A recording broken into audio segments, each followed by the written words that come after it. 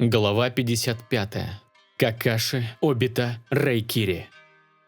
Дойдя до ворот, я поприветствовал сонную после ночного дежурства охрану. Стражники не задавали вопросов. Очевидно, уже были осведомлены о моем уходе из деревни. Думаю, это к лучшему. Не хотелось бы тратить время на пояснение, ведь у меня его и не так много. И все же я решил слегка прогуляться, вместо того, чтобы бежать в скрытое облако. В конце концов, неизвестно, что меня ждет через день. Деревья покрыты молодой листвой. Утренние печуги со своим сладострастным пением, шелест травы. В Конохе пришло время весны, время перемен и новых свершений. Войны подходили к концу, даже небо оказалось светлее обычного. Пока я разглядывал красоты, двигая по тропинке, мое нутро резко напряглось. За года я уже привык доверять своему чутью и тут же положил руку на катану. «Нет нужды меня преследовать», – буркнул я, тяжело вздыхая. «Если есть какое-то дело, выходи». На удивление, подобный подход оказался эффективным. С высокой ветки спрыгнула фигура. Форма члена Анбу, маска лисы с красными узорами, катана за спиной. Этот человек был бы для меня загадкой, если бы не одно «но». Волосы пепельного цвета. «Фу, Какаши, зачем так пугать, черт тебя дери?» – выругнулся я и расслабился. Мой друг склонил голову на бок и монотонно произнес: «Разве тебя не учили, что нельзя называть настоящих имен бойцов Анбу, даже если ты с ними знаком? Совсем дурак?» «Чего?» – воскликнул я, подходя к Какаши и тыкая в его волосы. «А много ли у нас в деревне шиноби, у которых пепельные волосы, как у пугала? Если так хочешь скрыть свою личность, то побрейся на лысо, дурак Какаши!» Мой товарищ отвернул голову. Уверен, под маской в лицо явно скривилось от столь колкого и точного замечания. Поэтому, сняв свою маску, он глубоко вздохнул и продолжил. «И куда это ты направился в такую рань? Да еще и за пределы деревни?» «Ха! Как же ты быстро соскакиваешь с темы», – продолжил я глумиться, тыкая его локтем в бок. Какаши не оценил моего юмора. Его бровь слегка дернулась, символизируя раздражение. Черт, как же это весело видеть его таким. «Понимаешь», – откашлившись, продолжил я более серьезно. «К сожалению, я не могу тебе сказать». «Вот как?» «Скажем так, это довольно важное дело», – продолжил я придумывать. «Даже так?» – по-прежнему сухо реагировал Какаши. «Да. Поэтому мне нельзя терять времени и...» «Я понял. Но и насколько ты отправляешься в страну молнии?» – резко отрезал Какаши. Мое лицо мгновенно скривилось. Я быстро стал перебирать в голове свои ответы, вспоминая, где бы мог сболтнуть лишнего. «В страну молнии? О чем ты?» «И как ты вообще мог быть членом диверсионного отряда Обита? Ума не приложу». «Эй!» – возмутился я, но затем сдался и тихо пробурчал. «Как ты узнал?» «Все просто. Война подходит к концу. Мы не заключили мира, только со скрытым облаком и скрытым туманом. Вторые все еще активно сопротивляются, ведя боевые действия. Первым же мы нанесли череду поражений, в результате чего им придется заключить мир». «Это так, но...» – проговорил я и вновь был перебит Какаши. «Но тебе хочется узнать, знаю ли я, почему именно ты идешь туда. Что же, здесь все тоже довольно просто. Длительное время ты шнырял по территории врага, устраиваем разнообразные козни. Более того, ты живой выбрался оттуда. Шпионы Райкаги тоже не дураки и вычислили твое имя. А зная нрав лидера скрытого облака, нетрудно предположить, что он согласился на подписание перемирия, только если к нему придет тот, кого он так и не смог поймать. Это самый простой способ заманить тебя в ловушку, и ты благополучно попался в нее. Из чего я делаю вывод, что ты тот еще балбес». «А вот последнего можно было и не говорить», – возмутился я. Ты ведь и сам понимаешь, что это очень важная миссия, и Конохе просто необходима эта передышка». «Знаю, поэтому полностью согласен с тем, что именно ты должен пойти туда. В конце концов, господин Райкаги, хоть и вспыльчив, но до грязных трюков не опустится. Мне не за что переживать. Хотя, если ты на переговорах откроешь рот, то все может стать намного хуже. Так что просто кивай с умным видом. Справишься?» Я ударил его в плечо и засмеялся. «Уж без твоих советов справлюсь. Не тебе, члену Анбу, учить меня переговорам. Не помню, чтобы в этой организации вы хоть раз использовали слова вместо клинков». Какаши пожал плечами. Я посмотрел ему в глаза и, улыбаясь, сказал: «Ты ведь присмотришь за Рин, пока меня нет? Ты мог и не просить меня об этом». «Ха, да привычка. Что ж, мне пора. Хочу успеть преодолеть за сегодня как можно большое расстояние». С этими словами я хлопнул Какаши по плечу и побежал вперед, скача по веткам. Вдруг заметил, что мой друг следует за мной. Слегка притормозив и поравнявшись с ним, я проговорил: тебе не нужно меня провожать, у тебя наверняка куча работы, а я и не провожаю тебя, просто мне в ту же сторону». Я изумленно посмотрел ему в глаза. Какаши покрутил головой, будто бы был недоволен, что ему нужно пояснить. Договор о перемирии еще не заключен. Анбу поручено следить за состоянием ситуации на границе со стороной молнии и докладывать в случае возникновения напряженной ситуации. А разве вы не должны сейчас быть задействованы во внутренней работе деревни? С этим прекрасно справляется военная полиция Канохи. Хокаге сама решил, что небольшие оперативные группы Анбу, которые имеют специальную подготовку, будут более полезны на границе. Разведка, сбор информации и диверсии. Это наш профиль. Кажется, ты уже вжился в роль бойца спецподразделения. Ха. Я тоже хочу стать сильнее Обита, тихо ответил он, опустив глаза и глядя на свои руки, чтобы больше не допускать тех ошибок, из-за которых я чуть не потерял друга. Улыбка сошла с моего лица. Насколько же сильно его переживания на этот счет. Какаши всегда скрывает свои эмоции, но в определенные моменты что-то словно игла колет его в самую глубокую часть души, заставляя ужасные воспоминания всплывать вновь и вновь. Он все еще не может забыть те чувства, что пережил в ночь, когда потерял отца, и того дня, когда я едва не погиб. В тебе слишком много света для службы в Анбу, Какаши, и это меня пугает. «Так значит, ты заступаешь на боевой пост?» – спросил я, пытаясь перевести тему разговора. «Нет, я лишь должен забрать доклад и отнести его Хокаге. Не боишься, что на тебя нападут?» Недавно всю эту местность прочесывали опытные джонины и чонины. В рапортах не указывалось, что были замечены следы вражеских шиноби. Ненадолго мы замолчали, перепрыгивая с ветки на ветку. Наши ноги беззвучно отталкивались. Полная синергия, единый ритм и такт. Я знаю, как двигается Какаши, а он, как передвигаюсь я. «Слушай, Какаши, за время в службе Анбу, хоть и недолго, ты уже успел узнать секреты?» «Да. А к чему вопрос?» «Просто, как ты с этим справляешься? Разве не тяжело держать вещи в тайне? Ощущать, что тебе не с кем поделиться болью или переживаниями?» «Есть вещи, которые лучше никому не знать для их же блага, Обита. Я не могу подвергать своих близких опасности. И все же, держать все внутри себя, лгать, притворяться, что все хорошо, это невыносимо. Внутри все разрывается, будто бы ты обманываешь других людей, да и себя самого». Какаши повернулся ко мне. Его лицо стало мягче. Грустный взгляд сменил привычную серьезность. Он несколько раз кивнул головой, после чего ответил: «Я понимаю, о чем ты. Знаешь, даже если ты и не можешь сказать, те, кто ценит тебя всей душой, поймут и примут твое решение. И хоть им тяжело видеть тебя таким, но они обязательно дождутся того момента, когда ты будешь нуждаться в них и будут рядом. Помни это». Его слова не были чем-то абстрактным. Мой друг обратил внимание именно на мою проблему. Думаю, он уже давно догадывался, что я скрываю нечто, о чем никому не говорю. Ведь у меня довольно плохо получается скрывать от Рин, Какаши и Минато-сенсея свои эмоции. Они моя семья, поэтому мне очень сложно смотреть в их добрые и понимающие глаза, каждый раз придумывая новые уловки, чтобы не говорить о запретных знаниях. «Думаешь, это и правда так? Я сам в это верю, так же, как и в твои силы, Обита». «Спасибо», – тихо ответил я, слабо улыбаясь. Какаши, кажется, тоже приободрился, однако наша радость продлилась недолго. Вновь по спине прошлась волна, опасность, которая исходила откуда-то издалека. «Какаши? Да, я тоже почувствовал. Кто-то решил не скрываться и преследовать нас в открытую. Твои друзья?» «Хотел спросить то же самое у тебя». «Вот скоро и узнаем», – процедил я, поворачивая голову назад и активируя Шаринган. «Для начала надо понять, сколько у нас гостей». По моим предположениям, около 5. «Как ты...» «Черт, неважно. Нам нужно заманить их на поляну. Я не хотел бы сражаться на этих ветках». Впереди должна быть небольшая полянка, но там не очень много места для развертывания сил. Это нам на руку. Противников больше, им придется четче следить за своими действиями, чтобы не подставить под удар своих. Прикрой меня, я кое-что подготовлю. Понял тебя, Обита.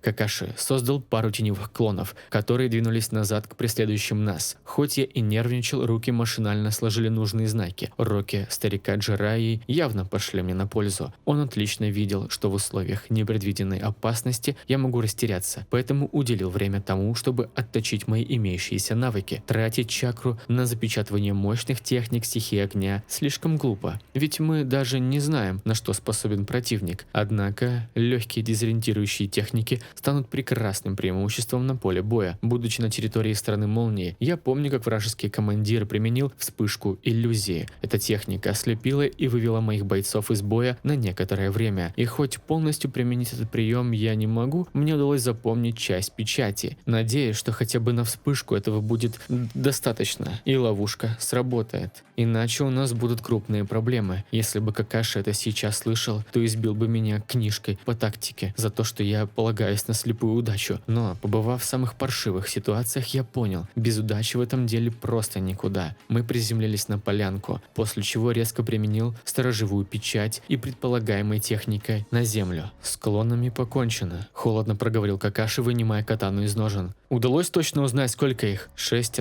Люди в масках и плащах. Значит, они из Анбу? Не думаю. И какой резон нападать на нас? Кажется, сейчас мы это у них и спросим. Через мгновение в 20 метрах от нас приземлились те самые фигуры. На них были бежевые плащи. Капюшоны закрывали голову. Знакомые звериные маски красовались на лицах. В их руках не было оружия. Опознавательные знаки также отсутствовали. 4 незнакомцев просто пялились на нас. Гробовая тишина щекотала мои нервы. Болтливых противников я люблю куда больше. Всего 4, шепнул я, держась за рукоять катаны. Знаю, остальные где-то поблизости. Будь начеку. Мог и не говорить. У тебя есть план? Выиграешь мне пару минут? Попробую. Я сделал шаг вперед, наблюдая за действиями предполагаемого врага. Неизвестные личности по-прежнему стояли и безмолвно смотрели в нашу сторону. Я улыбнулся так искренне, как только мог.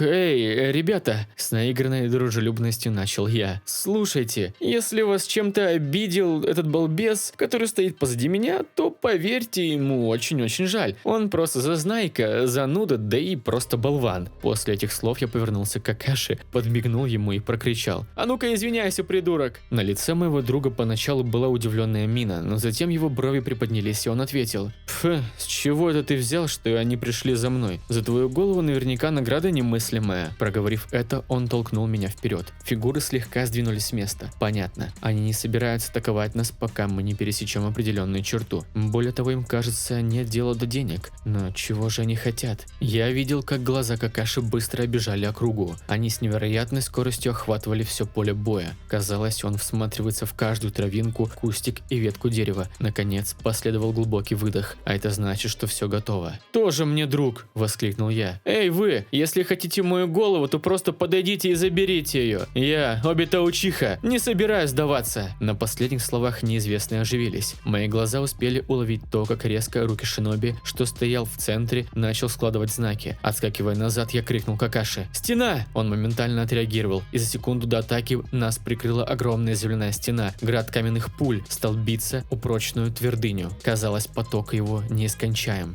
«У нас мало времени. Мы резко сократили угол обзора. Если нас обойдут, то защищаться будет труднее», – протараторил Какаши. «Сможешь использовать райкири?» «Нет, ты же знаешь, что я не овладел полным контролем своего тела».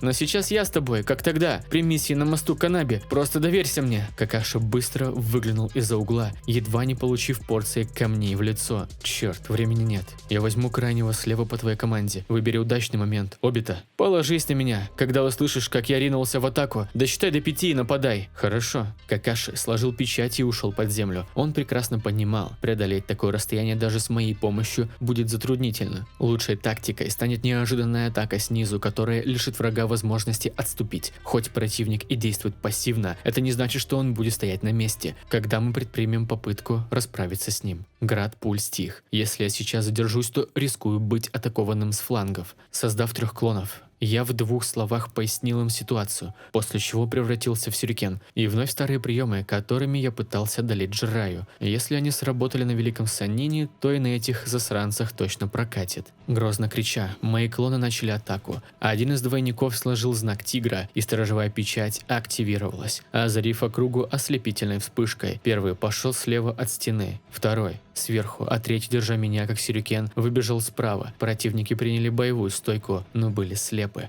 Пошли заветные секунды. У нас только один шанс на атаку. Мой клон резко метнул меня в сторону неприятеля. Тот уже успел прийти в себя и даже был готов отбить метательное орудие. Но в тот миг, когда он собрался это сделать, техника рассеялась. Мой клинок с удивительной легкостью прошил плоть врага, прибив того к дереву. Его руки бессильно вытянулись вперед, но через секунду обмякли, опустившись вниз. Союзники убитого резко повернули голову в мою сторону. 5 секунд уже прошло, но Какаши не было. Страх волной прошелся по телу. И хотя мои клоны уже были готовы атаковать, появился риск, что меня зацепит. Мне хотелось бы приберечь Камуи до последнего момента. К счастью, крайне левый шиноби сделал неловкий шаг назад, в результате чего из-под земли его тут же поразила рука Какаши. Поток молнии насквозь прошел врага, а один из моих клонов сложил ручные печати, выдав огненный шар в центрального противника, который уже готовился к атаке. Тому пришлось сделать скачок назад и прервать свою технику. Я уже собирался добить его, как вдруг тело, что проткнул Какаши при помощи райкири, вздулось словно пузырь. «Какаши, назад!» – крикнул я. Мой клон, который шел с левой стороны, попытался отбросить друга назад,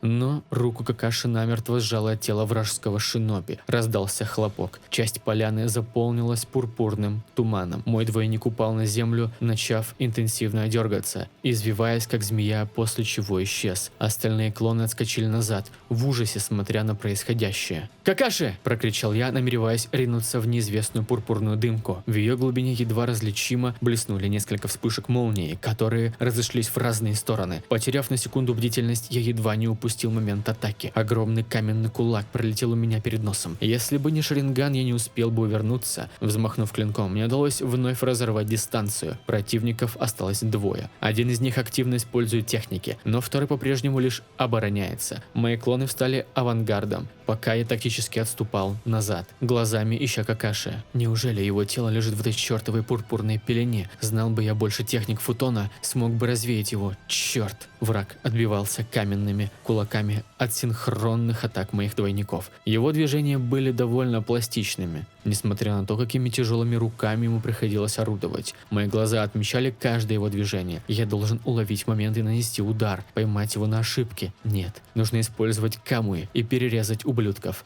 Ведь Какаши может нуждаться в моей помощи. Нет времени придумывать изощренные планы. С этими мыслями я активировал Мангёку. Первый шиноби быстро глянул в мою сторону и отскочил назад. Его напарник в это время развел края плаща и достал оттуда множество свитков. Их движения были необычайно быстры. Это не просто шиноби. Они явно знают о моей силе. Из свитков тут же посыпался град кунаев, сюрикенов и прочего метательного оружия. Как ни старались мои клоны, их близкое расположение к врагу сыграло роль. Столь сильный поток попросту снес их. Тела были похожи на подушечки для иголок. Ужасающее зрелище. Несмотря на то, что моя реакция быстрая, даже ее не хватит, чтобы уйти от удара таким количеством оружия. К тому же площадь поражения просто поразительная. Я крепче сжал катану и активировал свою способность. Беспрерывный поток попросту проходил сквозь меня, но заканчиваться не собирался. Вдобавок возобновился град пуль, который не давал мне возможности уйти из-под обстрела. Остается только одно – двигаться вперед. Если я поймаю момент, то нанесу удар им обоим. Свитки разворачивались один за другим. Да сколько у него их? Где они взяли столько оружия? Тут даже на небольшую армию хватит. К черту эти мысли. Я побежал вперед. Мое сердце захватило волна ярости и злости. Я был уже в нескольких метрах от их обоих. Осталось лишь протянуть руку, но вновь мои планы сорвались. Цепь из рукава второго полетела мне в лицо. Я не смогу его схватить, как бы мне ни хотелось. Скачок назад в сторону, еще прыжок вверх, снова вперед. В состоянии Камуи я могу находиться лишь пару минут. Мои глаза уже испытывают напряжение. Кажется, пришло время для телепортации. Как только я об этом подумал, земля разрезалась. Рука озарилась блеском молнии, сопровождая звуком, напоминающее птичье щебетание. Противник выронил свитки. Кровь хлынула на землю неукротимой струей. Он схватился за предплечье Какаши, но тот уже не стал терять ни секунды и, оттолкнувшись от врага, прыгнул назад, равняясь со мной. Перед нами стоял лишь один шиноби. Было замечено, что он устал. Даже под плащом виднелось, как его грудная клетка интенсивно совершала дыхательные движения. «Какаши,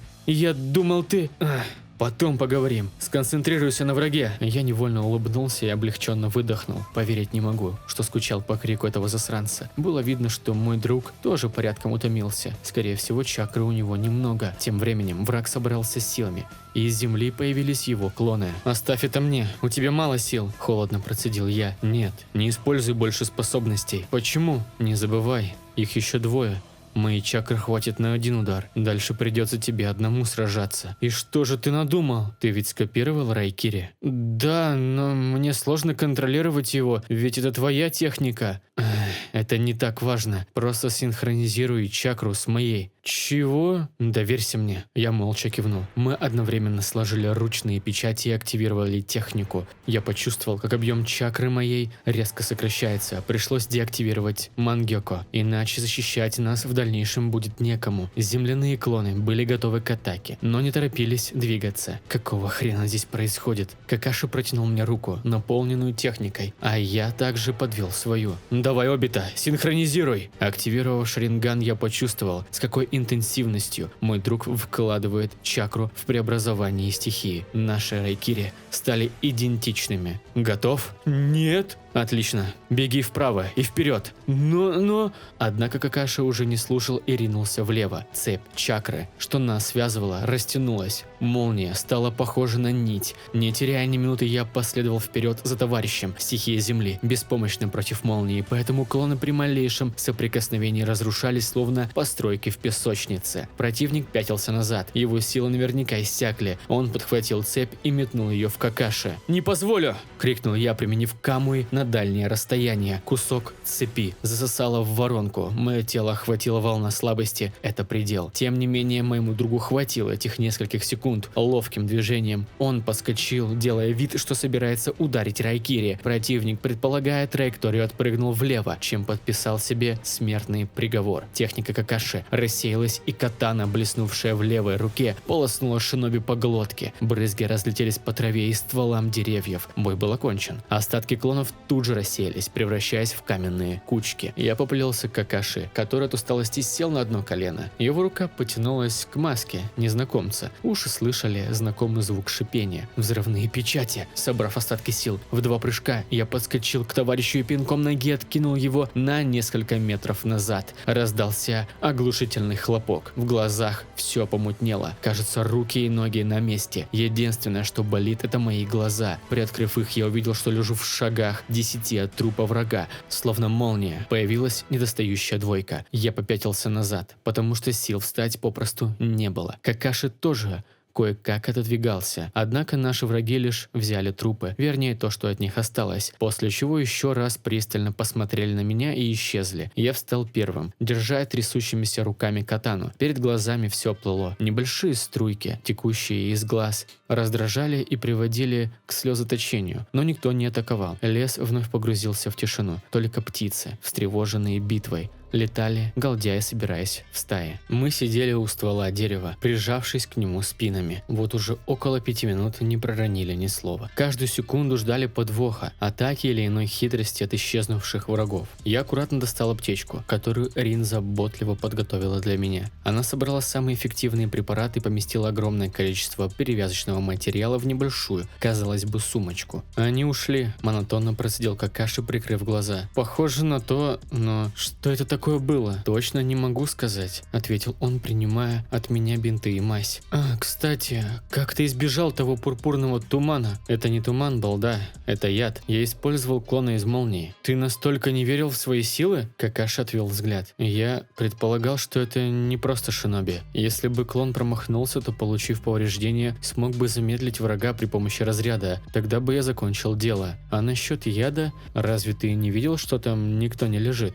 Я догадывался, но в полубитвы меня неустанно атаковали, будто бы не хотели, чтобы я смог к тебе приблизиться. Вот как. Ты не заметил нечто странное в некоторых из них? Куда уж страннее. Впервые вижу противников, которые взрываются и распространяют яд из своей плоти, произнес Какаши явно удивленно. А я-то знал одного подрывника-сэнпая. Тот тоже плохо кончил. Первый враг, которого я убил, вытащив катану, На ней не было крови. Ты так внимательно за этим следишь? Может, тебе просто показалось? Вопросил Какаши явно с ноткой сарказма. Я серьезно. Какаши, я убивал людей этим клинком много раз. Человеческая плоть не может быть такой мягкой. Грудина, ребра, что-нибудь из этого всегда становится препятствием для прохождения клинка. В ударе наугад я вряд ли смог так точно попасть в межреберные промежутки. Мой друг приложил ладонь к подбородку и озадаченно промычал что-то себе под нос. Ты прав, заключил он. Тот шиноби, которого мой клон проткнул, смог каким-то образом взять в тиски его руки. Сомневаюсь, что обычному человеку это под силу, учитывая, что Райкири убивает обычного человека за считанные секунды. Я грустно опустил голову. Перед глазами мелькнула картина из прошлого, та, где погибла Рин. Да, это точно. Тихо выдыхая, прошептал я, вытирая кровь с лица. Ты чего? Да не бери в голову, просто думаю, какую цель преследовали нападавшие. Закончив бинтовать свою руку, Какаши помог мне перевязать торс, который был слегка поврежден, очевидно от взрыва. Они явно пришли за тобой. Я не входил в их планы, неожиданно продолжил мой друг, делая туры бинтами. Наверное, если анализировать, то вначале они действовали вяло. В момент, когда враги посчитали меня мертвым, напор усилился. Их действия были отточены, каждый знал свою роль и применял только конкретные техники. Все они предназначали, чтобы не дать тебе и призрачного шанса на победу. Ну не настолько же я слаб, усмехаясь, ответил я, кривя лицо от боли в боку. Ты бываешь глупо безрассуден, сам посуди. Яд. Специалист по оружию и печатям, шиноби, использующий техники земли, способные защитить от твоего пламени. Роль того, кого убил ты, не ясна. Вполне возможно, что это сенсор или что-то в этом роде. В словах Какаши замечалась логика. Атаки врага были плотными и быстрыми. Они действовали так, будто бы им известны все мои слабости и сильные стороны. Выведя Какаши из игры, они понимали, что я буду раздражен и отвлечен, желая его спасти. Эти шиноби умело дергали за нужные ниточки, используя все новые приемы. Это похоже на мою тактику в битве. Неужели целью были мои глаза и их сила? Если бы не мой друг, то я точно труп. Даже используя телепортацию Камуи, все равно мог быть в опасности, ведь вернувшись в наш мир, меня вновь могли выследить. Но почему они отступили? У них было численное преимущество, более того, наши силы иссякли, вряд ли бы мы оказали сопротивление. Ай-яй-яй! Спросил я и тут же съежился от волны боли. Какаши так туго затянул бинты, что мне стало жутко неудобно. «Прости», – извинился он, ослабляя завязки на спине. «Я не знаю, по крайней мере пока что. Все выглядит крайне странно. Но ты прав. Если бы они хотели, то с легкостью убили бы нас оставшимися силами. Значит, их цель была в другом. Это похоже на испытание», – пробубнил я, переводя взгляд на друга. Какаши молча кивнул, после чего встал и тщательно осмотрел место битвы. Его глаза скрупулезно бегали по местности, пытаясь найти хоть какие-то ответы. Отдышавшись, я подошел к нему. Только сейчас я заметил, как мой товарищ нервничает. Губы под маской шевелились, будто бы он вслух озвучивал все свои наблюдения. «Какаши? Ничего. Ни следа, ни единой зацепки. Они хорошо подготовились, даже трупы унесли. Обита, тебе нельзя идти в страну молнии в одиночку», – заключил он, вставая с колена. «После случившегося определенно. Но я все равно пойду». «Ты с ума сошел? А что если они только и ждут момента, чтобы напасть? Я сообщу командиру, он выделит людей». «Какаши», – неловко улыбнулся я, видя переживания на лице друга. «Будь нас хоть сотня, это не поможет. Если их цель я, то они найдут возможность осуществить свой замысел. Пока ты и другие товарищи будут рядом со мной, пути отступления попросту обрезаны. Я не смогу сбежать, бросить и оставить сражаться за меня, понимаешь?» Он опустил голову и утвердительно покачал ею. «Если я буду один, то смогу уйти в мир Камуи. Так они меня достать не смогут. Поэтому я пойду один. Мне еще нужно выполнить свою миссию, а тебе доложить обо всем своему командиру. Кто знает, может, и другие шиноби в опасности». «Ты прав. Я просто... Мне было известно, что Какаши хочет сказать. В такие минуты его глаза смотрят куда-то вдаль, словно он боится, что, выразив свои чувства, вмиг все потеряет. Положив руку на его плечо, я как можно мягче сказал: «Ты справишься. В конце концов, ты герой деревни, гений мира шиноби и просто замечательный друг. Я могу доверить это лишь тебе». Мой товарищ прошелся ладонью по затылку. Кажется, слова застряли у него в глотке. Не переборщил ли я? В конце концов, он сделал вдох и ответил: «Положись на меня. Я не позволю своим друзьям погибнуть. Больше нет». Было слышно, как голос его слегка надломлен. Хоть Какаши и строит из себя взрослого, он все еще по-детски непосредственно выражает самые искренние свои чувства. чувства, этот взгляд, поза, легкий страх в голосе. Я слышал их на поле битвы 4-й мировой войны Шиноби. Как же много я в тебе не замечал. Какаши. Продолжение следует.